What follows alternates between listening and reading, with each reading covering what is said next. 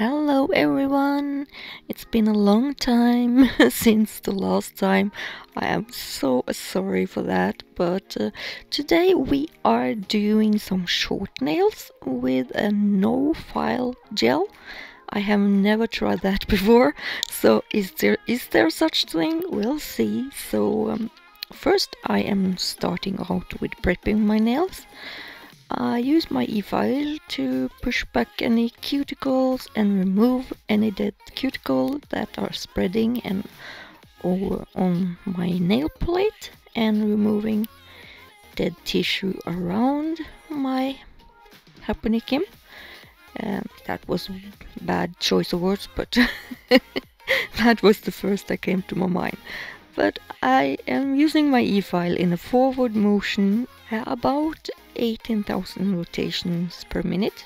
I am using a red flame bit, like you see I'm using here, a diamond bit. And I am going around and removing this skin flap here. See this going away? It's flying away really soon. There! That is so satisfying.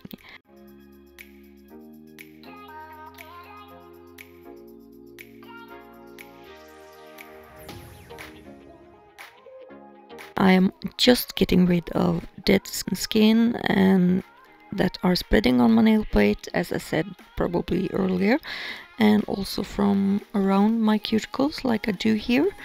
And I just do what I need to do to get my nail plate clean, so that I do not get any liftings. I am not doing a full e-file manicure. I'm just doing what I need to do to get my adhesions to be the best. I will use Brillbird's products. I am using a gel that is called a no-file gel. So I am really curious about this gel. I have no idea why it's called a no-file gel. So I do have one in clear. The viscosity is quite thick. And I will be testing out cover pink. That is the same, just in this cover color. And as you can see, this is also really thick. And there's this gel that is called gum gel. It is also hard gel, but I thought gum gel, that may be something that could be resembling a no-file gel. But this was had a lot thinner viscosity. And I'm using their Prep and Prime products, and also a new gel file, and number 4.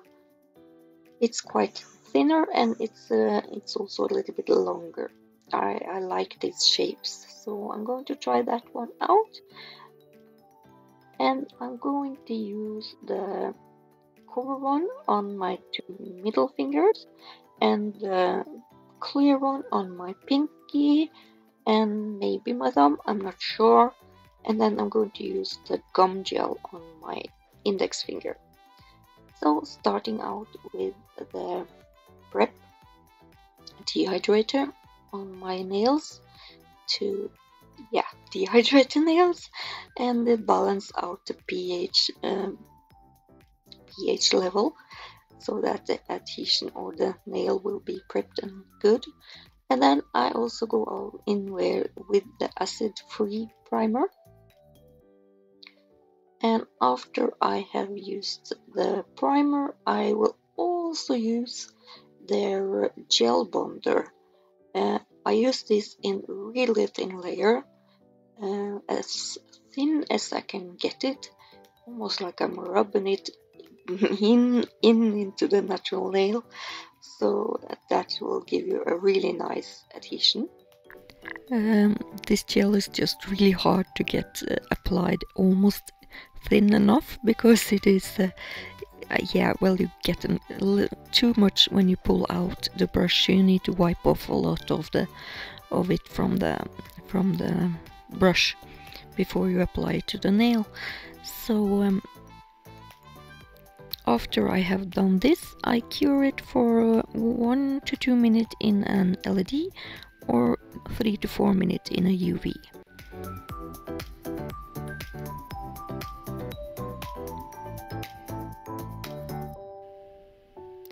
So then I start with the cover gel in the no file gel. I am just applying the first layer like a thin layer, like a polish layer, so that I apply a slip layer for the gel to glide around in. So then I apply a bigger bead and push it around. I found this gel a little bit hard to handle, mostly because I was so surprised that this was a lot thicker than I thought it was. I am used to handle gels that has a higher viscosity, or I just prefer it, so it took me a while to get used to it. And now I'll go in with a smaller brush or a thin liner brush to get it into the grooves where I want it to be, and then I cure it for 3 minutes. 2 minutes in the LED and 3 minutes in UV. But you can see I had some tiny lumps on my gel surface here, so I want to correct that. And also from the top it's a little bit wavy on the side walls, so I go in with a second layer and do the same thing here. I go in with the wet layer first, because then I can maneuver the gel into the corners. The great thing about this gel is that it did not flood my cuticles or my side walls, not at all. And I had a lot of time to work with it. It did not flood my cuticles or side walls, as I said.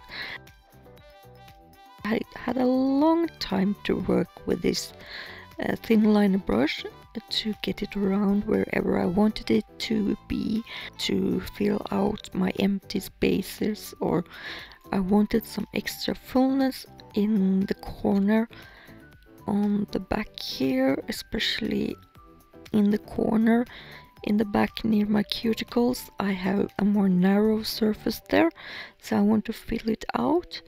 And I also have quite curved nails, so they are quite flat on top, and then they steep really, yeah, they steep down to the side walls. So it's very hard to maneuver a higher viscosity gel and not keeping it from flooding the side walls. But this one did not flood my cuticle or side walls. Sorry, I always say cuticle, I mean the side walls.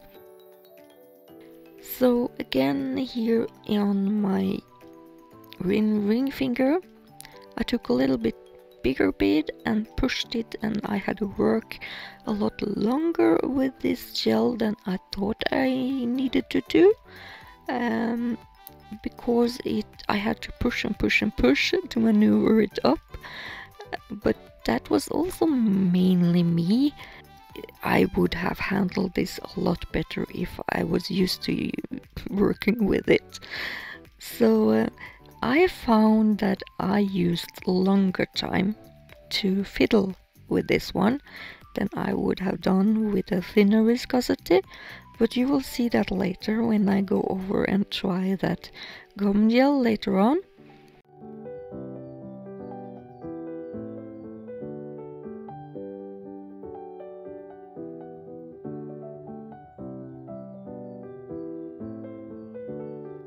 But after the first one here, I still have some lumps, and the right corner or the right side of my nail here is a little bit thinner.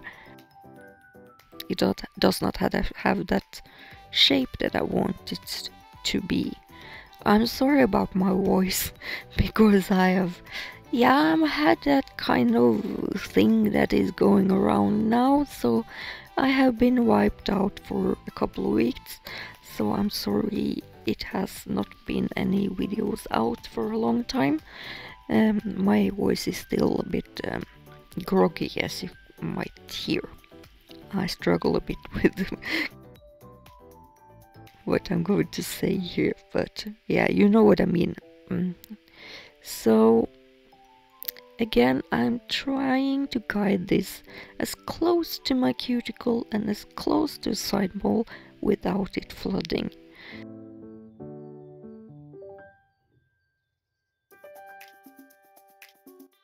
And then I go over to the clear gel. I use the clear one just because I am going to put cover gel on top of this one. The other middle two finger I am going to do a French type design, so you will see that later on. But it was probably just in my head, but this clear one felt a little bit more maneuverable than the cover one, but it was probably just because it was clear, so I could see more what I was doing, or I don't know. I actually made a worse job with this one because I made some bumps that did not need to be there, especially if you use a no-file gel. I still don't know why it's called a no-file gel.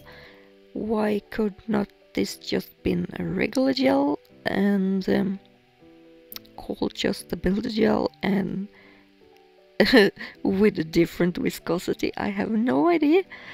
And we are all different, so we like to work with different viscosity in general. So if we want to call it a no-file gel, I might do a better job with another type of gel than this one, so I find it weird to call just one type gel a no-file gel. Now I'm going over to the gum gel. This is a 3-in-1 gel, meaning that it's a base gel, builder gel and a top coat in one. But this has a much higher viscosity, and as you can see, this is so much quicker to do, and I feel that the first layer is actually perfect. I did not need to put on a second layer, but because I wanted it to have the same height and the same shape as the other fingers, I put on a second layer and to get that same apex area, and a little bit more in the back towards my cuticle.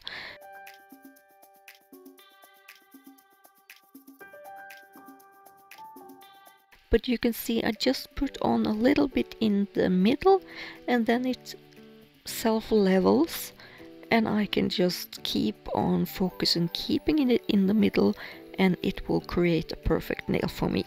So that is my preference. I like to work with a higher viscosity.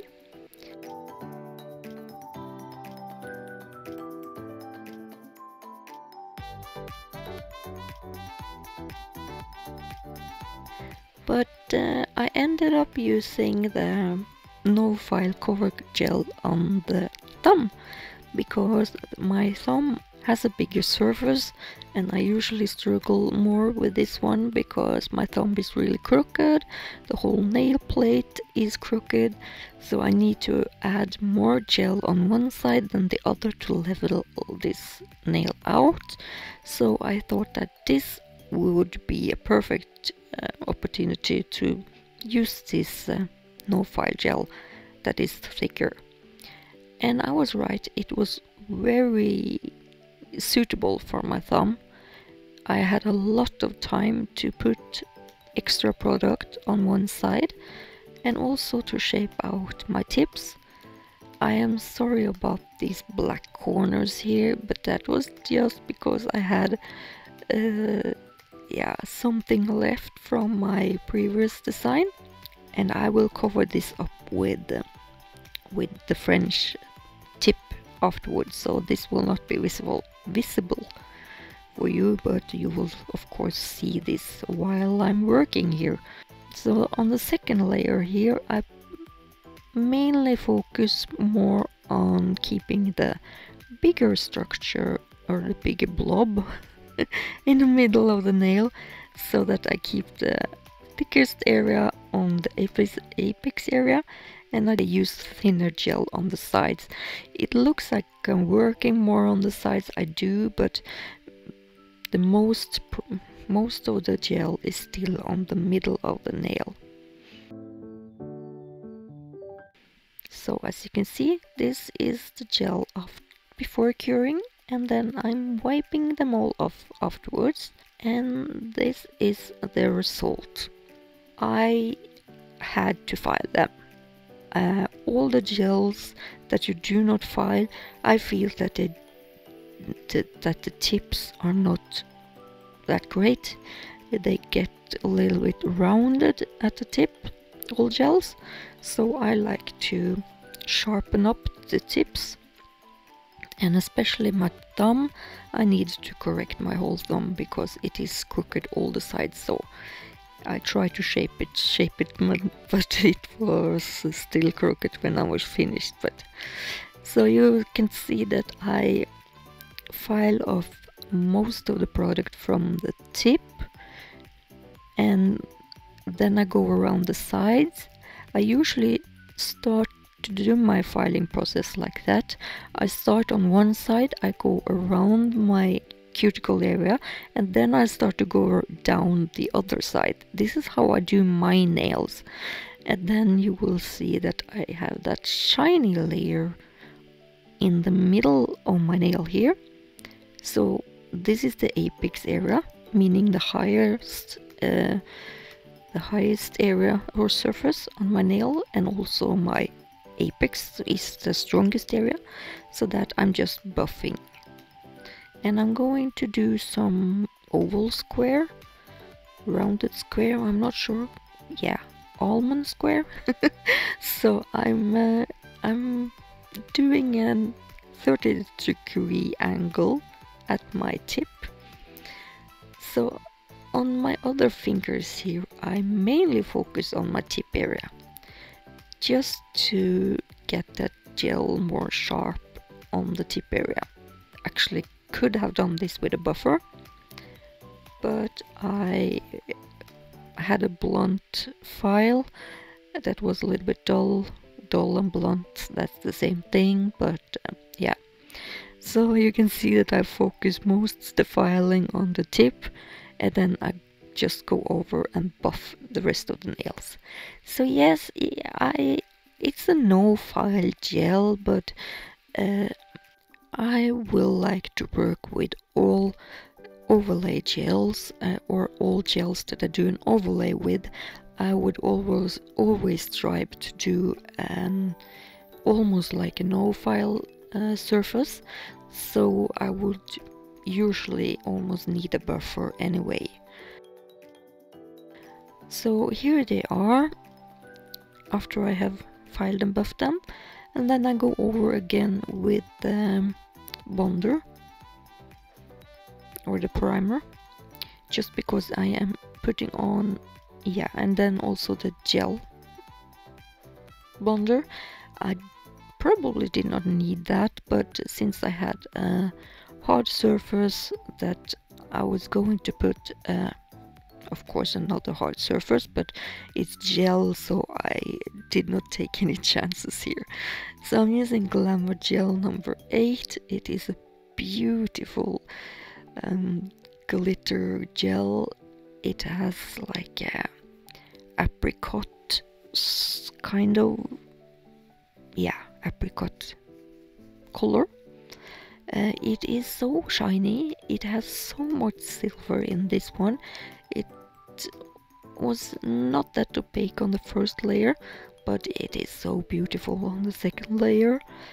And when I use a brush on this silvery glittery gel, it lays the glitter flat, so you get a really beautiful surface, and the shine is just beautiful. I am so mad at myself because I had put out my ring light. I had a beautiful light, but then I turned on a lamp that I had beside me, And that was a yellow light and it ruins everything. I'm sorry about my lighting here. It should have been a whiter light, I'm sorry. So then I'm using an extra top, no blue, called the top coat from Brillbird. It's the really thin, hard top coat, but it is super shiny and it's quite beautiful on top of these French nails that I'm going to going to do here.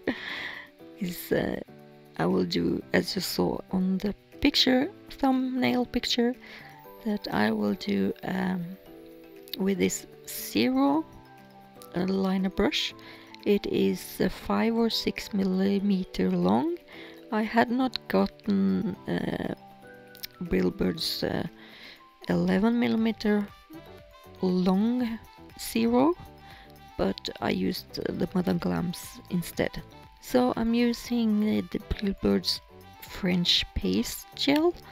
It is made to be done or with this type of French nails, so that you paint on the French line afterwards. So this gel is highly pigmented and you can use it in really thin layers, and that is what creates a beautiful French nail when you're going to apply the French on top instead of a sculpted French. This is a painted French instead of a sculpted French. I guess that's what I was going to say. So after I had painted a half French, I added a little line with a dot here. And I painted all my white French first. And as you see, it's just, yeah, take it easy. Use your pinky as support. Whenever I work with something to paint or I need precision, I always use my pinky as support.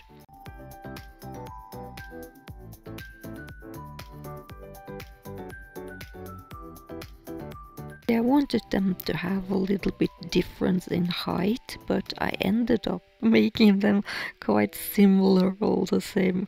They were almost all the same height, but I tried, but I ended up following my kind of natural curve.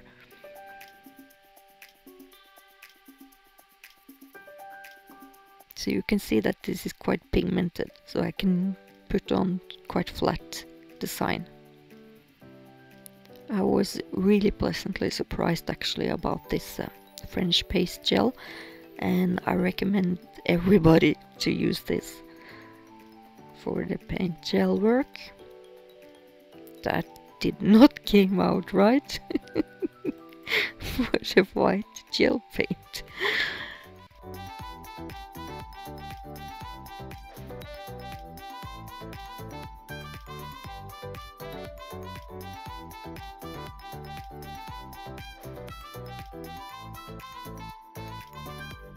So I'm curing the white, and then I go in with my Glamour Gel and do the same with the other half of my nail.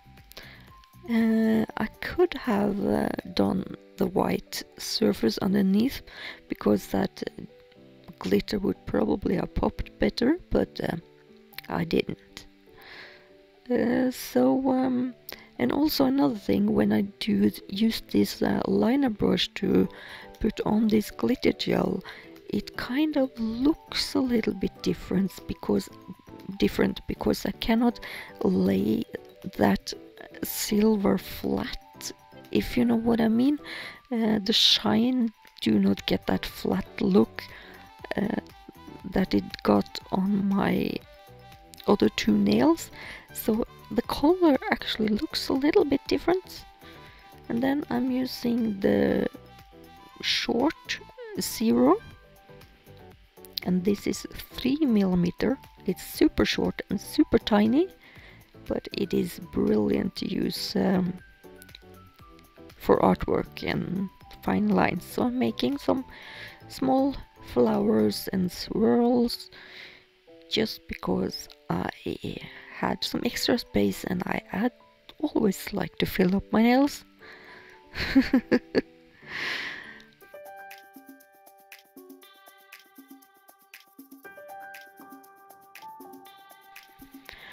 I could have used a gel paint or here, but this was pigmented enough to be used as a paint gel, so I used it.